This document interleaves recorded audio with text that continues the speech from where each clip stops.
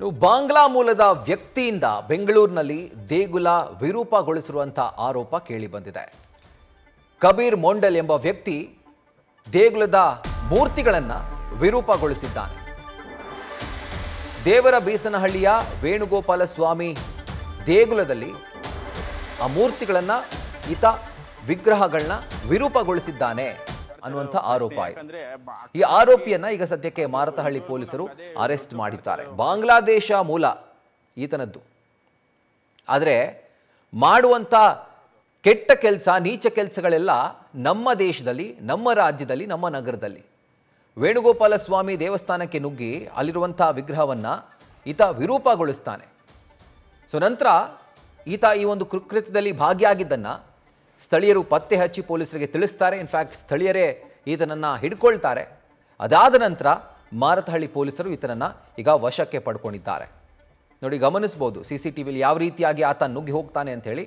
ಆತನನ್ನು ಸ್ಥಳೀಯರೇ ಎಳ್ಕೊಂಡು ಆಚೆ ಕರ್ಕೊಂಡು ಬರ್ತಾರೆ ದೇವಸ್ಥಾನದಿಂದ.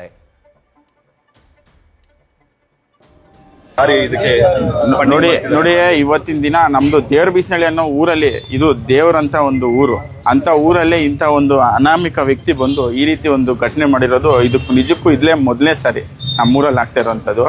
ದಯವಿಟ್ಟು ನಾನು ಕೇಂದ್ರ ಸರ್ಕಾರ ಆಗಾಗಲೇ NIAಗೆ ತನಿಖೆಗೆ ಆಗ್ರಹಿಸಬೇಕು, ಮತ್ತೆ ರಾಜ್ಯ ಸರ್ಕಾರ ಇದನ್ನು ಕಟ್ಟುನಿಟ್ಟಾಗಿ ಕ್ರಮ ಕೈಗೊಳ್ಳಬೇಕು. ಯಾಕಂದ್ರೆ ಇಲ್ಲಿ ನಮ್ಮಲ್ಲಿ ತುಂಬಾ ಅಂದ್ರೆ ತುಂಬಾ ಸಮಸ್ಯೆ ಆಗ್ಲಿಕ್ತಿದೆ. ಯಾವುದೋ ಒಂದು ಅನಾಮಿಕ ವ್ಯಕ್ತಿ ಬಂದು ಈ ತರ ನಮ್ಮ ದೇವಸ್ಥಾನದ ಮೇಲೆ ಈ ತರ ಮಾಡೋದು ತುಂಬಾ ಅಂದ್ರೆ ತುಂಬಾ ಆದಂತ ಘೋರವಾದ ಘಟನೆ. ಅಲ್ಲ ಸರ್, ಊರ್ ಮಧ್ಯದಲ್ಲಿ ಒಂದು ದೇವಸ್ಥಾನ ಇದೆ, ಈ ತರ ಪರಿಸ್ಥಿತಿ ಇದೆ ಅಂದ್ರೆ ಇನ್ನು ಊರ ಆಚೆ ಎಲ್ಲಾದ್ರು ಒಂದು ಸಿಂಗಲ್ ದೇವಸ್ಥಾನ, ಒಂದು ಸಿಂಗಲ್ ಪೂಜಾರಿ ಅಥವಾ ಅರ್ಚಕರು ಇದ್ದಾಗ ಇಂಥವರೆಲ್ಲ ಏನ್ ಮಾಡ್ಬೋದು ಸರ್? ಅದಕ್ಕೆ ನಾವ್ ಏನ್ ಮಾಡ್ತೇವೆ, ಹಿಂದೂಗಳೆಲ್ಲ ಒಗ್ಗಟ್ಟಾಗ್ಬೇಕು ಹೇಳೋದು. ಹಿಂದೂಗಳಲ್ಲಿ ಮೊದಲು ಒಗ್ಗಟ್ಟಾದ್ರೇನೆ ಏನ್ ಬೇಕಾದ್ರೂ ಮಾಡಕ್ಕಾಗತ್ತೆ. ಈ ತರ ಅನಾಮಿಕ ವ್ಯಕ್ತಿ ಊರೊಳಗಡೆ, ಇವಾಗ ಊರು ಮಧ್ಯದಲ್ಲಿ ಇರೋ ದೇವಸ್ಥಾನಕ್ಕೆ ಬಂದು ಹೊಡೆದಿರೋದಕ್ಕೆ ಇಷ್ಟು ಜನ ಸೇರಿದೆ. ಅದೇ ಊರ್ ಹೊರಗಡೆ ಇದ್ರೆ ಯಾರು ನೋಡ್ಕೊಂತ ಇದ್ರು? ಸೊ ಅದಕ್ಕೆ ನಾವು ಎಲ್ಲರ ಹಿಂದೂಗಳಲ್ಲಿ ಮೈನ್ ಕೇಳ್ಕೊಂತ ಇರೋದೇನಂದ್ರೆ, ಹಿಂದೂಗಳು ಮೊದಲು ಒಗ್ಗಟ್ಟಾದ್ರೇನೆ ಇಂಥ ಒಂದು ಸನ್ನಿವೇಶನ ಎದುರಿಸಕ್ಕೆ ನಾವು ಬಲಿಷ್ಠರಾಗೋದು. ಸರ್, ಇತ್ತೀಚೆಗೆ ನೋಡ್ಕೊಂಡ್ರೆ ಈ ತರ ಕ್ರೈಮ್ ಎಲ್ಲ ಜಾಸ್ತಿ ಆಗ್ತಿದೆ ಬೆಂಗಳೂರಲ್ಲಿ. ಲಾ ಅಂಡ್ ಆರ್ಡರ್ ಏನ್ ಪೊಲೀಸರು ಹಿಡಿತಾ ತಪ್ಪೋಗಿದ್ಯಾ ಅಂತ ಅನ್ಸ್ತಿದ್ಯಾ?